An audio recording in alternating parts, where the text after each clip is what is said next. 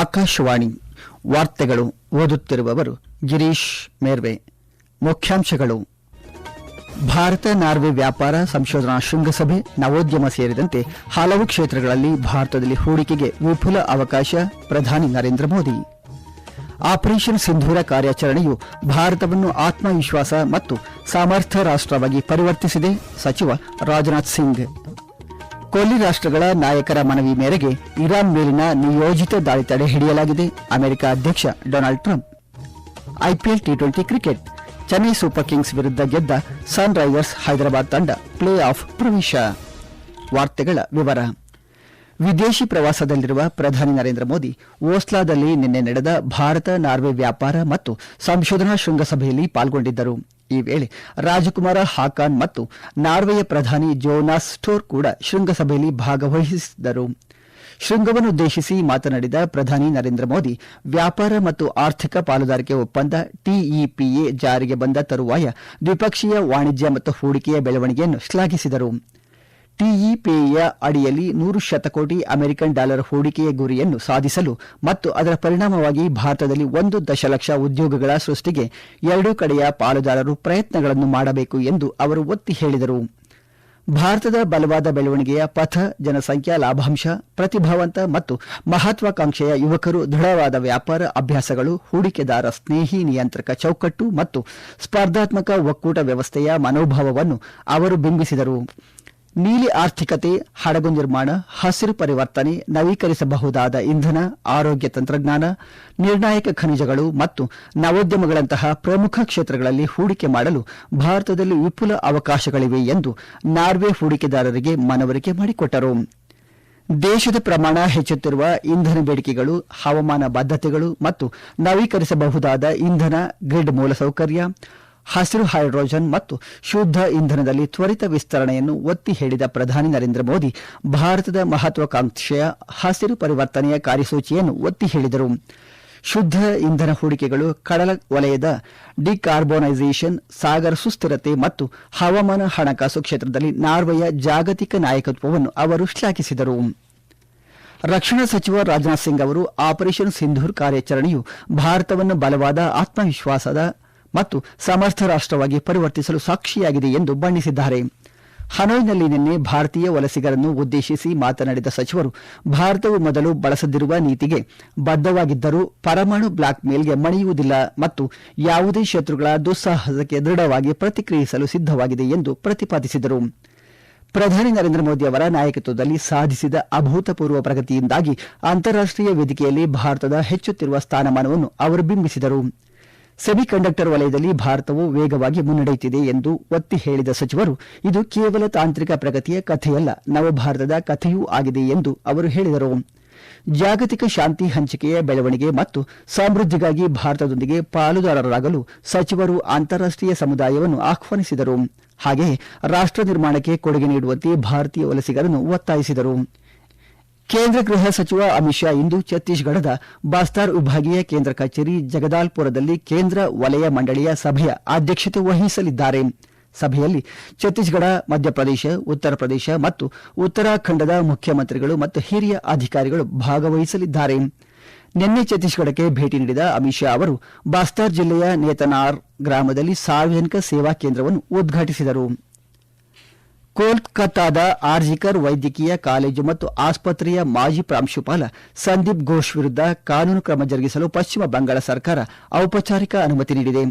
Akhtar Ali versus ಪಶ್ಚಿಮ ಬಂಗಾಳ ರಾಜ್ಯ ಮತ್ತು ಇತರರ ಪ್ರಕರಣದಲ್ಲಿ 2024 ಆಗಸ್ಟ್ 23ರಂದು ಕೋಲ್ಕತ್ತಾ ಹೈಕೋರ್ಟ್ ನೀಡಿದ ಆದೇಶದ ನಂತರ ಈ ಕಾನೂನು ಕ್ರಮ ಕೈಗೊಳ್ಳಲಾಗಿದೆ. ಸಿಬಿಐನ ಭ್ರಷ್ಟಾಚಾರ ನಿಗ್ರಹ ಘಟಕವು 2024 ಆಗಸ್ಟ್ 24ರಂದು ನಿಯಮಿತ ಪ್ರಕರಣವನ್ನು ದಾಖಲಿಸಿತ್ತು.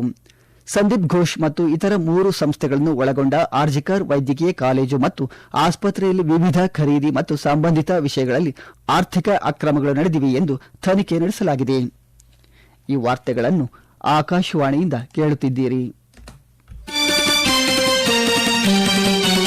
ನಮ್ಮ ಎಲ್ಲಾ ರಾಷ್ಟ್ರೀಯ ವಾರ್ತೆಗಳು ಹಾಗೂ ಪ್ರದೇಶ ಸಮಾಚಾರ ಈಗ ಆಕಾಶವಾಣಿ ನ್ಯೂಸ್ ಕನ್ನಡ ಯೂಟ್ಯೂಬ್ ಚಾನೆಲ್ನಲ್ಲಿ ಲಭ್ಯ.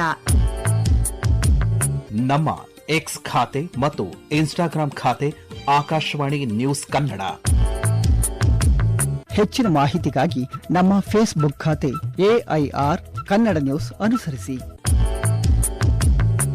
ಮಾಹಿತಿಯ ಹೂರಣ ವಾರದ ಕಾರ್ಯಕ್ರಮ ಪ್ರಚಲಿತ ವಿದ್ಯಮಾನ ಪ್ರತಿ ಬುಧವಾರ 9:15. ಕತಾರ್, ಸೌದಿ ಅರೇಬಿಯಾ ಮತ್ತು ಯುಎಇ ನಾಯಕರ ಮನವಿಯ ಮೇರೆಗೆ ಇರಾನ್ ಮೇಲೆ ಯೋಜಿತ ಮಿಲಿಟರಿ ದಾಳಿಯನ್ನು ತಡೆ ಹಿಡಿದಿರುವುದಾಗಿ ಅಮೆರಿಕ ಅಧ್ಯಕ್ಷ ಡೊನಾಲ್ಡ್ ಟ್ರಂಪ್ ಹೇಳಿದ್ದಾರೆ.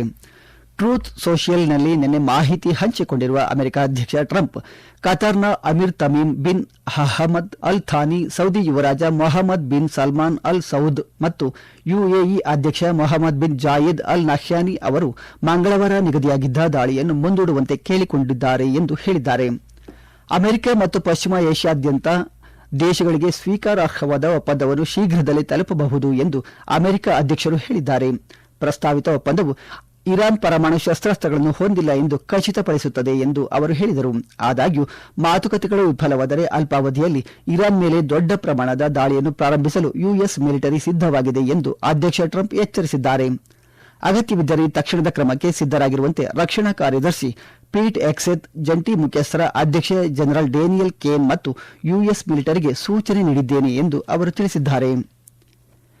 ಕೇಂದ್ರ ಬಂದರು, ಹಡಗು ಮತ್ತು ಜಲಮಾರ್ಗಗಳ ಸಚಿವ ಸರ್ಬಾನಂದ್ ಸೋನೋವಾಲ್ ನವದೆಹಲಿಯಲ್ಲಿ ದೇಶದಲ್ಲಿ ಬಹುನಿರೀಕ್ಷಿತ ವಾಟರ್ ಮೆಟ್ರೋ ಸೇವೆಗಳ ಆರಂಭದ ಕುರಿತು ಪರಿಶೀಲನಾ ಸಭೆಯ ಅಧ್ಯಕ್ಷತೆ ವಹಿಸಿದ್ದರು. 18 ನಗರಗಳಲ್ಲಿ ವಾಟರ್ ಮೆಟ್ರೋ ಸೇವೆಗಳನ್ನು ಪ್ರಾರಂಭಿಸುವ ಯೋಜನೆಯನ್ನು ಕೇಂದ್ರವು ಮುಂದಿಟ್ಟಿದೆ. ಮೊದಲ ಹಂತಕ್ಕೆ ಗುವಾಹಟಿಯನ್ನು ಗುರುತಿಸಲಾಗಿದೆ ಎಂದು ಕೇಂದ್ರ ಸಚಿವರು ಹೇಳಿದರು. ಶ್ರೀನಗರ, ಪಾಟ್ನಾ, ವಾರಣಾಸಿ, ಅಯೋಧ್ಯೆ ಮತ್ತು ಪ್ರಯಾಗ್ರಾಜ್ ಸೇರಿದಂತೆ ನಗರಗಳ ಮೊದಲ ಹಂತದ ಭಾಗವಾಗಿದ್ದರೆ ಅಸ್ಸಾಂನ ತೇಜ್ಪುರ ಮತ್ತು ದಿಬ್ರುಗಢವನ್ನು ಯೋಜನೆಯ 2ನೇ ಹಂತಕ್ಕೆ ಪ್ರಸ್ತಾಪಿಸಲಾಗಿದೆ. ಸಚಿವಾಲಯವು ಏಕಕಾಲದಲ್ಲಿ ಕರಡು ರಾಷ್ಟ್ರೀಯ ಜಲ ಮೆಟ್ರೋ ನೀತಿ 2026 ಅಂತರ ಸಚಿವಾಲಯ ಸಮಾಲೋಚನೆಗಳಿಗಾಗಿ ವಿತರಿಸಿದೆ. ಇದು ನಗರ ಜಲ ಸಾರಿಗೆಗಾಗಿ ರಾಷ್ಟ್ರೀಯ ಚೌಕಟ್ಟನ್ನು ಔಪಚಾರಿಕಗೊಳಿಸುವ ಪ್ರಯತ್ನವನ್ನು ಸೂಚಿಸುತ್ತದೆ. ಉದ್ದೇಶಿತ ಜಾರಿ ಒಳನಾಡು ಜಲಮಾರ್ಗಗಳನ್ನು ದಕ್ಷ, ಸುಸ್ಥಿರ ಮತ್ತು ಆಧುನಿಕ ಸಾರ್ವಜನಿಕ ಸಾರಿಗೆ ಕಾರಿಡಾರ್ಗಳಾಗಿ ಪರಿವರ್ತಿಸುವ ಗುರಿಯನ್ನು ಹೊಂದಿದೆ. ನ್ಯಾಯಮೂರ್ತಿ ಯಶವಂತ್ ವರ್ಮಾ ಅವರ ವಿರುದ್ಧದ ಆರೋಪಗಳ ತನಿಖೆ ನಡೆಸುತ್ತಿರುವ ನ್ಯಾಯಾಧೀಶರ ತನಿಖಾ ಸಮಿತಿ ತನ್ನ ವರದಿಯನ್ನು ಲೋಕಸಭಾ ಸ್ಪೀಕರ್ ಓಂ ಬಿರ್ಲಾ ಅವರಿಗೆ ಸಂಸತ್ ಭವನದಲ್ಲಿ ಸಲ್ಲಿಸಿದೆ. ನ್ಯಾಯಾಧೀಶರ ವಿಚಾರಣೆ ಕಾಯ್ದೆ 1968 ಅಡಿಯಲ್ಲಿ ಶಾಸನಬದ್ಧ ಅವಶ್ಯಕತೆಗಳಿಗೆ ಅನುಗುಣವಾಗಿ ಇದನ್ನು ಪ್ರಸ್ತುತಪಡಿಸಲಾಯಿತು. ಈ ವರದಿಯನ್ನು ಸಂಸತ್ತಿನ ಉಭಯ ಸದನಗಳಲ್ಲಿ ಸೂಕ್ತ ಸಮಯದಲ್ಲಿ ಮಂಡಿಸಲಾಗುತ್ತದೆ. ಕಳೆದ ವರ್ಷ ಅಕ್ಟೋಬರ್ 12ರಂದು ಲೋಕಸಭಾ ಸ್ಪೀಕರ್ ಅವರು ಈ ಸಮಿತಿಯನ್ನು ರಚಿಸಿದ್ದರು.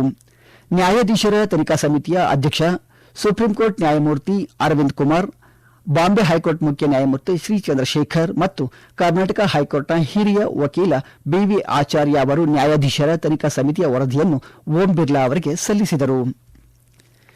ಚೆನ್ನೈನ ಎಂಎ ಚಿದಂಬರಂ ಕ್ರೀಡಾಂಗಣದಲ್ಲಿ ನಿನ್ನೆ ರಾತ್ರಿ ನಡೆದ ಐಪಿಎಲ್ ಟಿ20 ಕ್ರಿಕೆಟ್ ಪಂದ್ಯದಲ್ಲಿ ಸನ್ ರೈಸರ್ಸ್ ಹೈದರಾಬಾದ್ ತಂಡವು ಚೆನ್ನೈ ಸೂಪರ್ ಕಿಂಗ್ಸ್ ವಿರುದ್ಧ 5 ವಿಕೆಟ್ಗಳ ಜಯ ಸಾಧಿಸಿತು. ಈ ಮೂಲಕ ಪ್ಲೇ ಆಫ್ಗೆ ಅರ್ಹತೆ ಪಡೆಯಿತು. ಮೊದಲು ಬ್ಯಾಟಿಂಗ್ ಮಾಡಿದ ಚೆನ್ನೈ ಸೂಪರ್ ಕಿಂಗ್ಸ್ ತಂಡವು 20 ಓವರ್ಗಳಲ್ಲಿ 7 ವಿಕೆಟ್ಗಳಿಗೆ 180 ರನ್ ಗಳಿಸಿತು. ಗೆಲುವಿನ ಗುರಿ ಬೆನ್ನತ್ತಿದ ಸನ್ ರೈಸರ್ಸ್ ಹೈದರಾಬಾದ್ ತಂಡವು ಇಶಾನ್ ಕಿಶೋರ್ ಅವರ 70 ರನ್ಗಳ ಸಹಾಯದಿಂದ 19 ಓವರ್ಗಳಲ್ಲಿ 5 ವಿಕೆಟ್ಗಳನ್ನು ಕಳೆದುಕೊಂಡು ಗೆಲುವಿನ ನಗೆ ಬೀರಿತು. ಈ ಮೂಲಕ ಸನ್ ರೈಸರ್ಸ್ ಹೈದರಾಬಾದ್ ತಂಡವು 16 ಅಂಕಗಳನ್ನು ಹೊಂದಿದ್ದು ಪ್ಲೇ ಆಫ್ಗೆ ಪ್ರವೇಶ ಪಡೆಯಿತು.